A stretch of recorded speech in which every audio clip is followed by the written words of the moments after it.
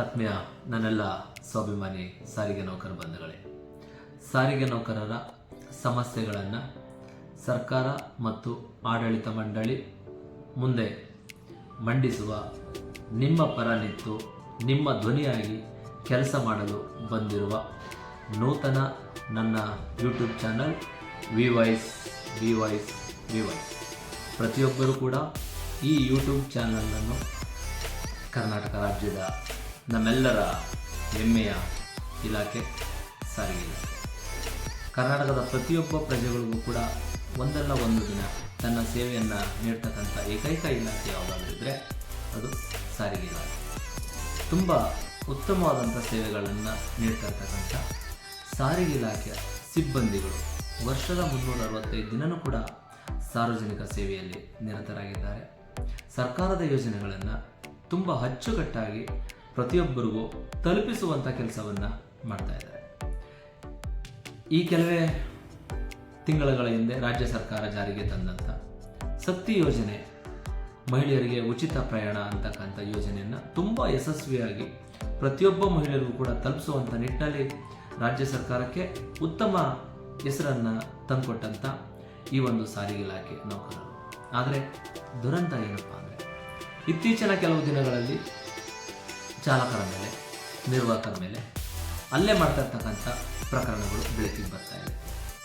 ಇವತ್ತು ವಾಹನದಲ್ಲಿ ಟಿಕೆಟ್ ವಿತರಣೆ ಮಾಡ್ತಾ ಇರ್ತಕ್ಕಂಥ ನಿರ್ವಾಹಕರಿಗೆ ಚಾಕ್ನಲ್ಲಿ ಚುಚ್ಚತಕ್ಕಂಥ ಪ್ರಕರಣ, ಬಸ್ಗೆ ದಾರಿ ಕೊಡಲಿಲ್ಲ ಅಂತೇಳಿ ಕಾರಿನವರು ದ್ವಿಚಕ್ರ ವಾಹನದ ಸವಾರ ನನಗೆ ಆರನ್ ಮಾಡಿ ದಾರಿ ಕೇಳ್ತೇನೆ ಅಂತೇಳಿ ಚಾಲಕರ ಮೇಲೆ ಹಲ್ಲೆ ಮಾಡಿದಂಥ ಪ್ರಕರಣ, ಕಾರಣನೇ ಇಲ್ಲದೇ ಬಸ್ನಲ್ಲಿ ಕೂತ್ಕೊಂಡು ವಿಶ್ರಾಂತಿಯಲ್ಲಿದ್ದಂಥ ಚಾಲಕ ನಿರ್ವಾಹಕರ ಮೇಲೆ ಕಲ್ಲಿಂದ ಹಲ್ಲೆ ಮಾಡಿದಂಥ ಪ್ರಕರಣ, ಮತ್ತು ನಿಗದಿತ ದರವನ್ನು ಕೊಟ್ಟು ಟಿಕೆಟ್ ತಗೋಬೇಕು ಅಂತೇಳಿ ನಿರ್ವಾಹಕರು ಹೇಳಿದಂಥ ಸಂದರ್ಭದಲ್ಲಿ ಅವ್ರ ಮೇಲೆ ಹಲ್ಲೆ ಮಾಡಿದಂಥ ಪ್ರಕರಣಗಳು, ಹೀಗೆ ವಿನಾಕಾರಣ ಕಾರಣಗಳೇ ಇಲ್ಲದೇ ಸಾರಿಗೆ ನೌಕರ ಮೇಲೆ ಇತ್ತೀಚೆಗೆ ಹಲ್ಲೆಗಳು ತುಂಬ ಹೆಚ್ಚಾಗ್ತಾ ಇದೆ.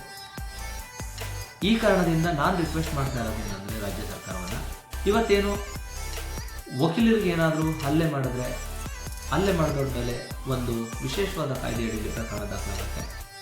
ವೈದ್ಯರ ಮೇಲೆ ಹಲ್ಲೆ ಮಾಡಿದವ್ರ ಮೇಲೆ ವಿಶೇಷವಾದ ಪ್ರಕರಣ ದಾಖಲಾಗುತ್ತೆ.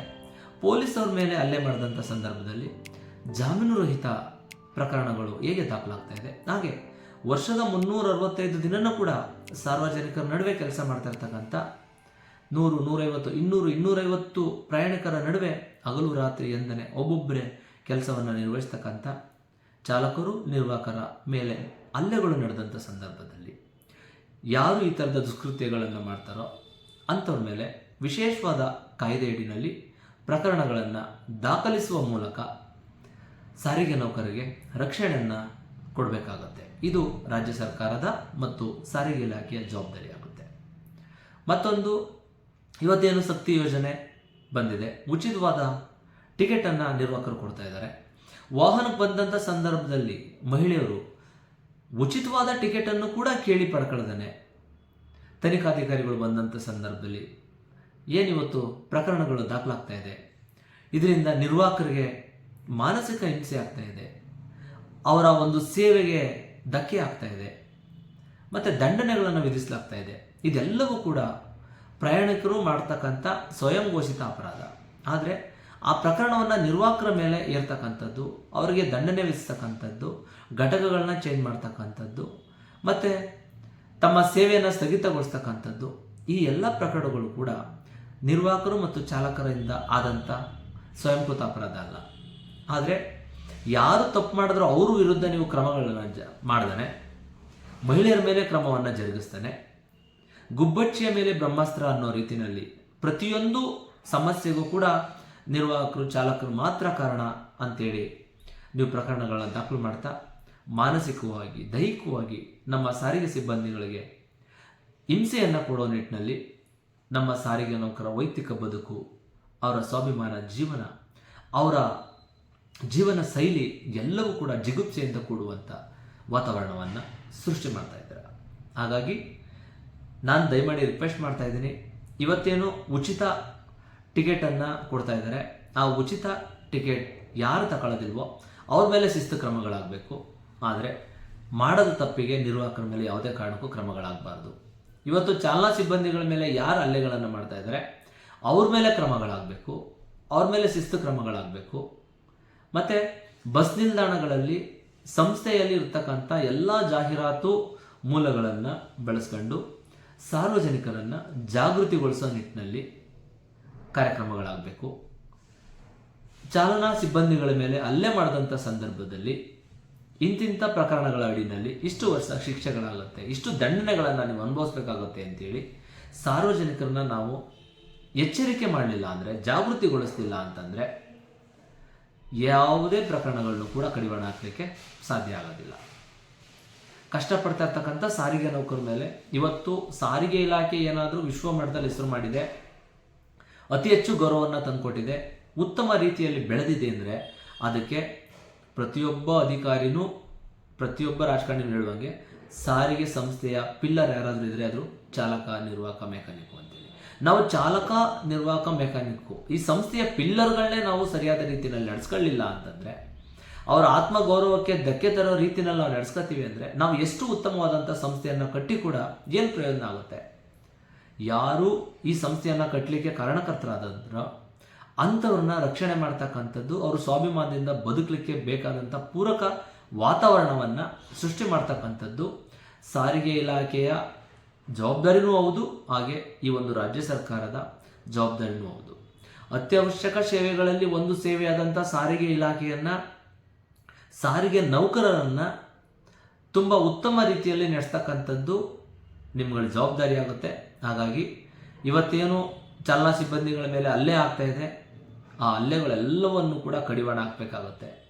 ಅದಕ್ಕೆ ವಿಶೇಷವಾದಂಥ ಕಾಯ್ದೆಗಳನ್ನು, ಕಾನೂನುಗಳನ್ನು ಜಾರಿಗೆ ತರಬೇಕಾಗತ್ತೆ.